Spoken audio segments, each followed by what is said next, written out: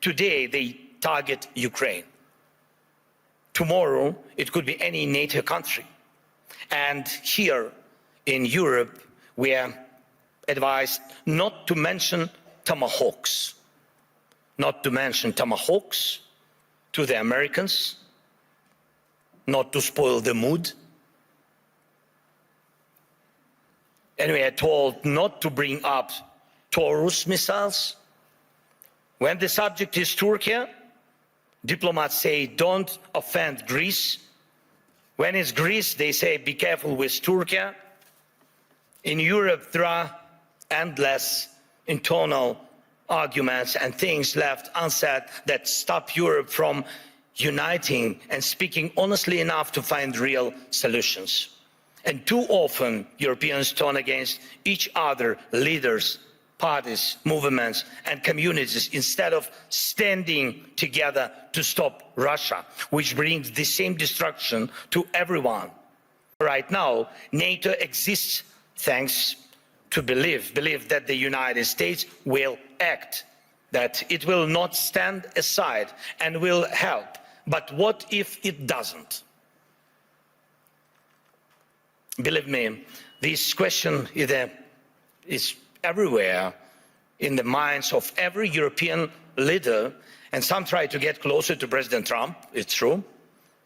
Some wait, hoping the problem will disappear. Some have started acting, investing in weapons production and etc., building partnerships, getting public support for higher defense spending. But let's remember, until America pressured Europe to spend more on defense, most countries were not even trying to reach 5% of GDP, the minimum needed to ensure security.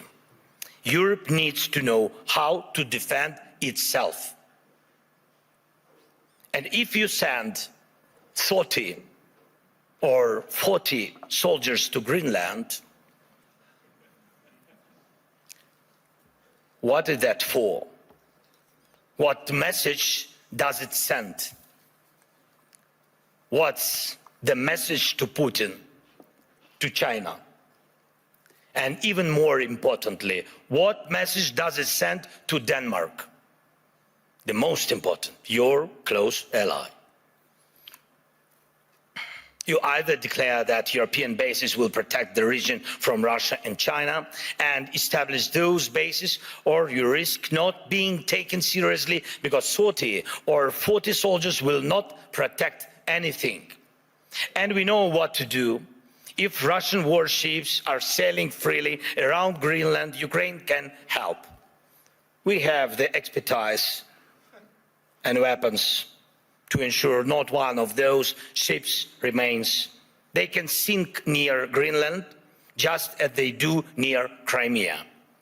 No problem, we have the tools and we have people. For us, the sea is not the first line of defense, so we can take actions, and we know how to fight there if we were asked and if Ukraine were in NATO. But we are not. We would solve this problem with the Russian ships. As for Iran, everyone is waiting to see what America will do. And the world offers nothing, Europe offers nothing, and doesn't not want to enter this issue as the supporter of the Iranian people and the democracy they need. If you like this video, then like, share and subscribe to Mirror Now.